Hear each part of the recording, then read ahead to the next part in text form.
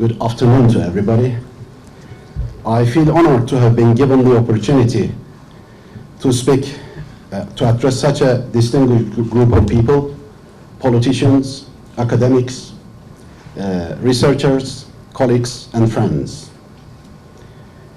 I would like to take this opportunity to thank the President of the conference, Professor Hüseyin Gökçekuş, Honorary President of the conference, Professor İrfan Günsel, and members of the organizing committee, in particular my colleague, Hüseyin Işıksal. My subject, the title, is a technical one, but unfortunately, as the saying goes, no military plan survives the first shot in a war. And as the discussion progressed, I had to reformulate my presentation because the subjects seem to be intersecting into each other. Nevertheless, that also shows the strength of the conference. We are firing on the same target. Yesterday, the heavyweight speakers discussed the strategic background to the Cyprus question, the Eastern Mediterranean, and also the global changes.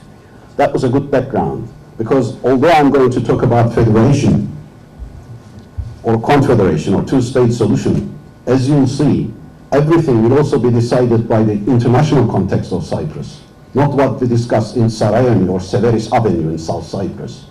Okay? Therefore, my introduction is going to start from the international aspect of the problem. As I am an international relations man, of course, taking up the international aspect is also easier for me. And that gives me the right perspective, and I hope you will share my assessment. Now, previously, discussion centered on the unjust international system. It is.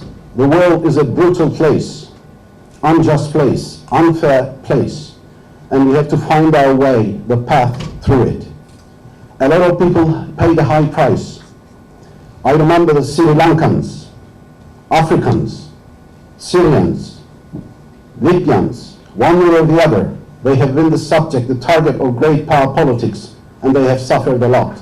The only reason I am here talking to you, because I belong to a very lucky group of people, the Turkish Cypriots, who have been protected by their motherland just 40, 50 miles away.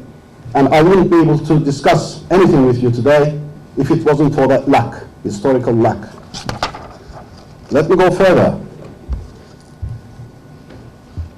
A lot of people discuss the solution of the Cyprus problem, but let me give you an international perspective of the problem, because as I live in London at the moment, I can see how they look at the problem. We look at it, the negotiations, as a solution process.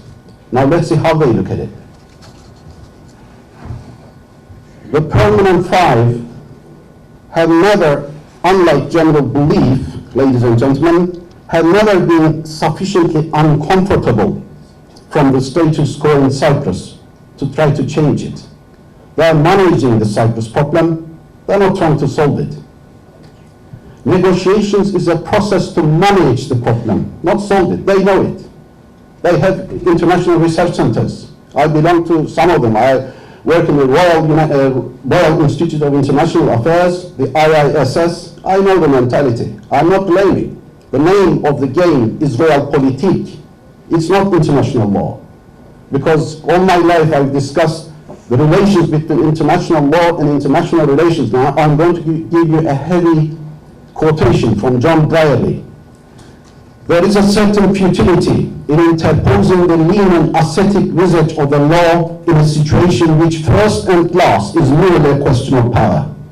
So for the international lawyers, I apologize for the straight realpolitik quotation, but then that's the reality. Let me go further. The case of petty realpolitik par excellence in Cyprus is quite interesting. All great powers enjoy their rivalry in Cyprus. They accept the balance of power over Cyprus. The Russia knows that it cannot change the balance of power in Cyprus, but it's satisfied because it's in the Security Council. It can also vote in the Security Council. It can influence the mandate of ANFISIP. It can influence the good officer's mission. So it's satisfied with what it has got over Cyprus. It's not complaining much. Moscow does not complain. When time comes to overall change it and throw out the British bases, whenever such a thing arises, it will do it. But at the moment, everyone is happy. It has been discussed earlier. British use the military bases, US uses the military bases. Now we have the French Navy coming close to Larnaca. Beautiful. Russia's Navy is coming. Military facilities, military bases. Now let me, of course, go to a more serious subject. For a small actor trying to play big actors against each other and gain advantage is a dangerous game. Very dangerous game. The Greek Cypriot strategy of giving the lucrative oil contracts or drilling contracts or natural gas to Western oil companies and getting the Western navies close by and neutralizing Turkey and getting rid at once is a dangerous game. It looks easy and nice, but of course the consequences might be quite serious. Let me go further. It's a very twisted form of realpolitik in Cyprus. A small power is trying to get big powers one after the other. The French Navy, the British Navy, the Americans, the Exxon. This is a game, twisted game. But I can tell you, if the father of modern realpolitik, Otto von Bismarck, actually saw this game, he would be confused. Because such a small power cannot play such a big game. The big powers might be with you today, tomorrow, you don't know where you are. So, I believe that it's a dangerous game. Now, my subject, is federation feasible in Cyprus? Let's look at it. Feasible, achievable, okay? Now, 40 years of effort by the UN, the top diplomats, spending of huge resources, supported by major world actors, the two sides could not reach a federal solution. This in itself tells much about whether a federal solution is feasible or not. Let's go further. We should also note that the two sides ruled Cyprus jointly for only 3 years, but lived separately for 60 years. We think that Greek Cypriots and Turkish Cypriots know each other, but they have never jointly run a government. That's a different matter. Sharing everything is a different matter. Now, new generations never co-govern together. They don't know each other well. And the new generations are asking, why do we have to put up with the other side? Why can't we go our own way? This is a question asked. Now, one can understand the strong UN pressure for the two sides, again, on the two sides to get a federal solution in the early years. There can be no objection. One of my colleagues earlier said compelling reasons at the time. Yeah, okay. That was 70s, maybe 80s. But 90s and after, insisting on a federal solution, which is like over 40 years now, and still insisting on it, that's something else. We are going beyond any reasonable time limit.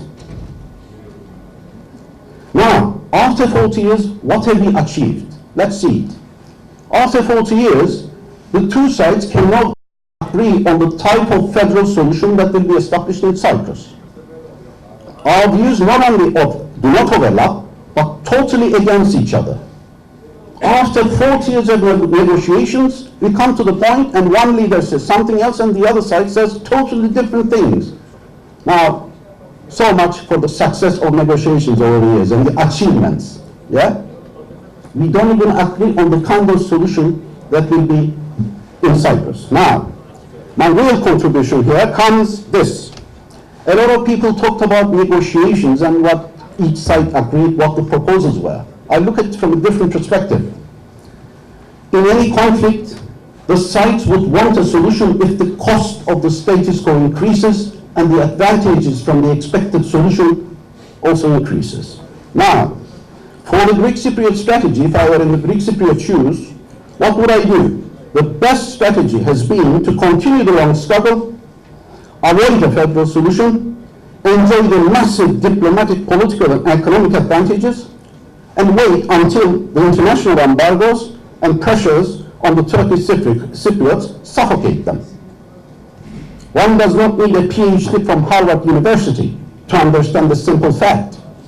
Wait until the international embargoes and international pressure wears down the Turkish Cypriot side, and I'll get what I want. Secondly, in addition, the Greek Cypriot strategy from the foundation of the Greek Republic to present day is always thinking. I'm doing a research on the subject and will shortly be published.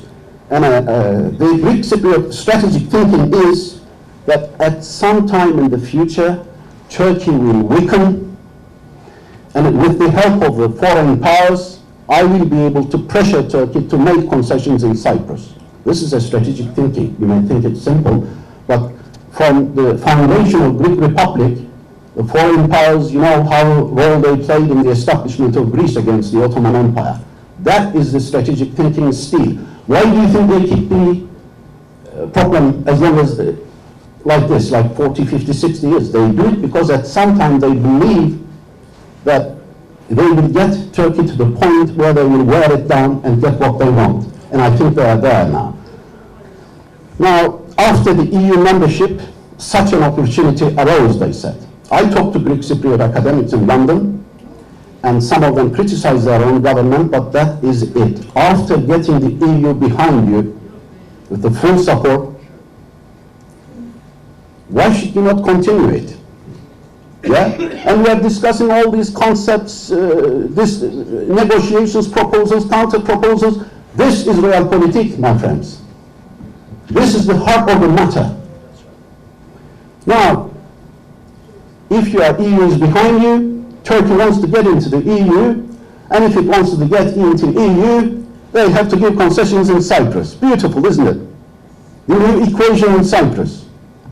But I also hear from Western sources that Turkey is never a European country. The Turkish thinking is different. Yeah, it is different. It is different. They are Turks, very different. Yeah? And they don't come to these kind of games. Yeah. What happened? My colleague earlier explained it. In Trans-Montana, they thought that they got there. They got Mevlüt Çavuşoğlu to the point, troops out, blah, blah, blah. And what happened at the end? Turkey just said, finito. Yeah? Now, before going further, I will give a quotation from William Shakespeare. As I live in England, maybe that's quite appropriate. William Shakespeare once said, the whole world is a stage, like this, the theater. Well, if the gentleman actually lived today and went to Othello in Famagusta where he wrote his best play and came here and looked at the world, he would probably say something else. Not the world is a stage, but he would say something else. The whole theater of the world is played on the Cyprus stage. The whole world is playing on the Cyprus stage. Actually, it's true. Let me count you the navies in South Atlantic. A friend of mine, colleague said, more than the fish. French Navy, British Navy, American Navy. Now Indians are showing interest, okay. And then we have the EU Navy now, the EU Navy, PESCO. That is the new advantage, because PESCO is going to give the Greek Cypriots what they want. This is a thinking. Okay, let them continue. PESCO. And I heard 2 days ago that the French Navy is going to be based in Larnaca, somewhere. Yeah? Now,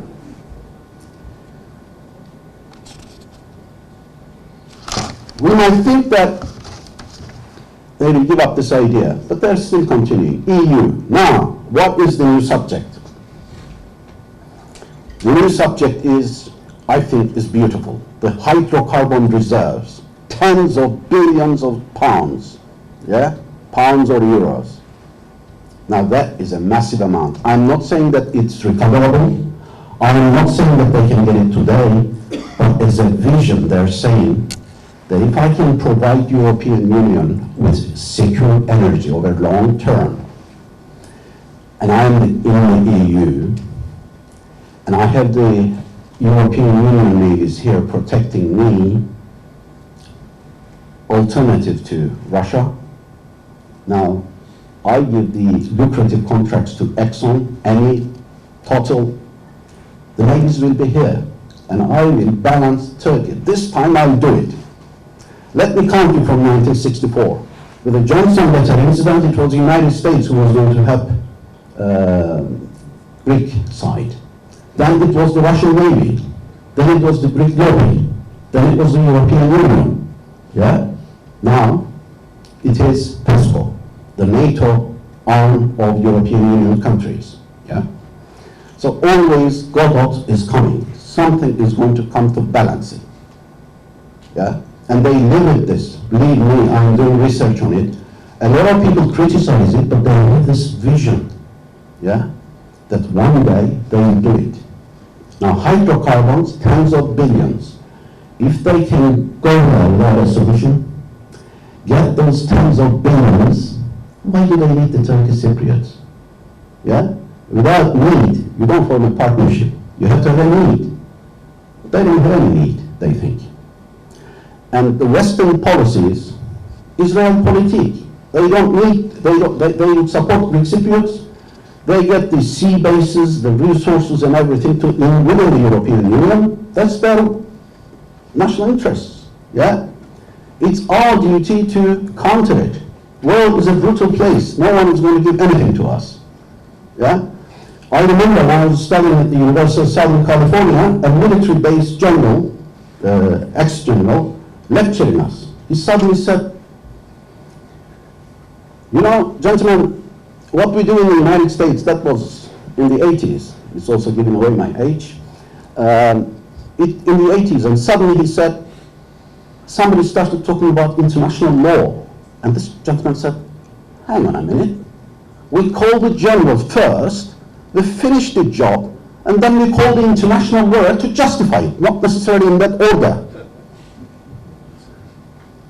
I said, what? He says, well, we call the general first. I was thinking that international law was above everything. Yeah? And suddenly, I had a shock. But he says, we make a difference sometimes. We call the international lawyer to write the papers to justify it, then we send them in generals. That's, of course, a great difference. I said, okay, that's an education for me. Now, European Union, we say, well, European Union actually in the negotiations in the 2004, I mean, I had the people who negotiated things here, and we all know that just before the final bargaining, European Union gave guarantee of membership to the Greek Cypriot side. Then we expected the Greek Cypriots to come and share power with us. Beautiful. It's just against rationality. You give them membership beforehand, you give them everything that they should have got after a solution, then you expect them to accept power sharing. This is the conclusion I reach. The Cyprus problem is definitely not only a problem between Greek Cypriots and Turkish Cypriots, or between Greece and Turkey. Let's not have an illusion of it. That was the case, it could have been solved long time ago. Turkey is facing not Greece or Greek Cypriots. That's something else. International coalition of countries. I am not saying this as a criticism. This is realpolitik. And I remember during the Annan negotiations, after Annan negotiations, they were going to lift the embargo on the Turkish Cypriots. Yeah? The resolution was going to the Security Council, and Russia suddenly, out of nowhere, said, if you bring it, I'm going to veto it. And then they couldn't take it to the Security Council to veto. That was going to lift most of the embargoes on the Turkish Cypriots. So my conclusion there, regarding this, is everybody is happy with the Cyprus problem as far as big powers go. They use the bases in every Middle East contingency. They use, for the listening stations are there, based in Cyprus, they listen to whole region. They use the airspace of Cyprus. Yeah? And whether there is a solution or not doesn't concern them. They have the advantages now. Yeah? So why should they go and change the whole status quo and God knows what comes after that? You have Turkish Cypriots in the organs of the state. The Greek Cypriots will face vetoes of Turkish Cypriots in foreign policy. They will not be against Turkey. They will not do what they're doing up to now. They will share the wealth and power of the island with the Turkish Cypriots, it just doesn't make sense. The international community, if they want a solution, has got to change this cost-advantage ratio. If they don't, there can be no solution. And Greek Cypriots are rational. They are given everything. Why should they share it with us? Yeah? So, let's go to the hydrocarbon energy I discussed. Let's go for an overall assessment for my title. Is federation feasible in Cyprus? Well, I had already given you the answer, I believe.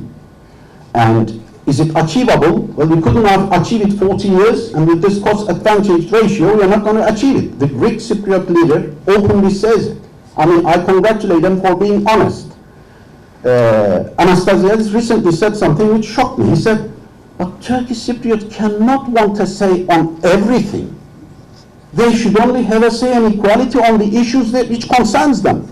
And I was reading 1960 Constitution. That was it. We could only have certain says on certain matters, more limited. But now we are saying partnership. The guy is talking about giving us, well, certain issues. Yeah? And then political equality is now under discussion. And previously this was never an issue. Now it became an issue. Why hydrocarbons are there? He doesn't want a solution. We all know it. By the way, my recent research showed the Cyprus Mail, Cyprus Weekly, and other Greek Cypriot publications, and I checked this, I got the quotations, which will be out soon, is that a lot of Greek Cypriots are also fed up with this. International community, a group of people have Cyprus fatigue.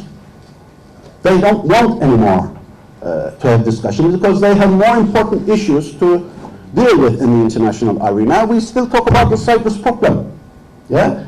And there is also some breakages in the international community. Like Trump wants to take out the United Nations forces in Cyprus, the peacekeeping forces in Cyprus. There are serious things. You hear it in the Greek Cypriot press.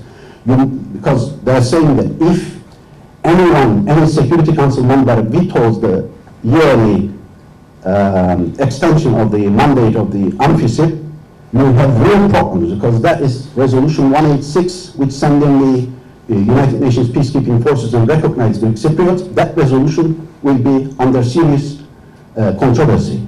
Now, Greek Cypriots don't want it.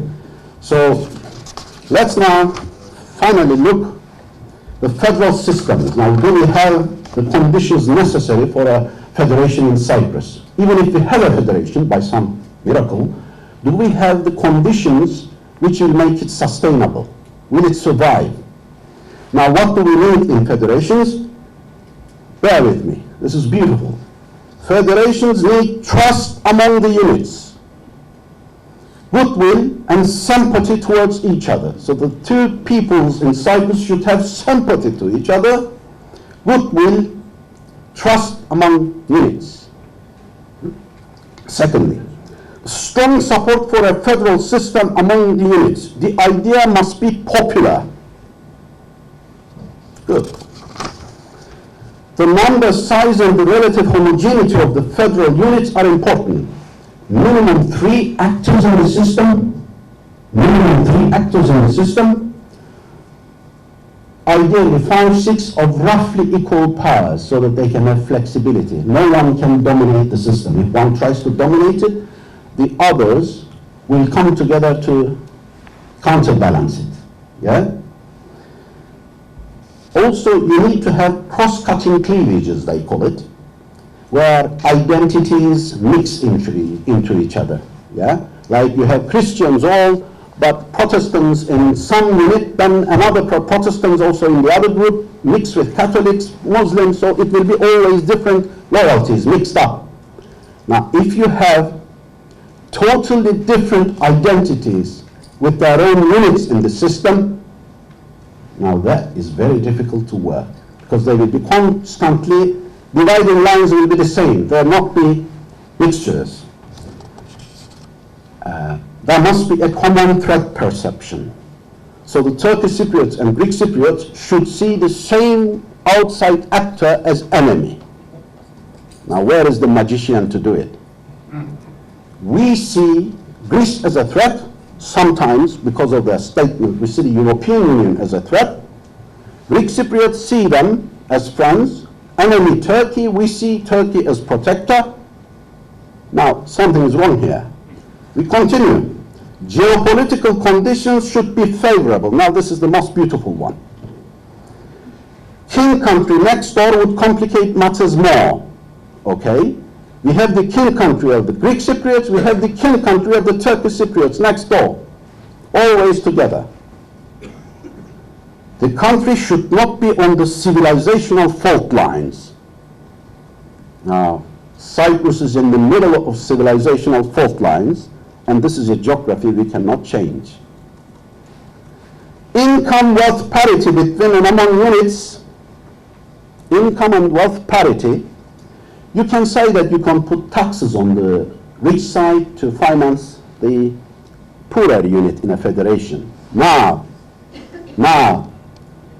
you will have Greek Cypriots constantly financing the Turkish Cypriots until our level of living increases up to theirs.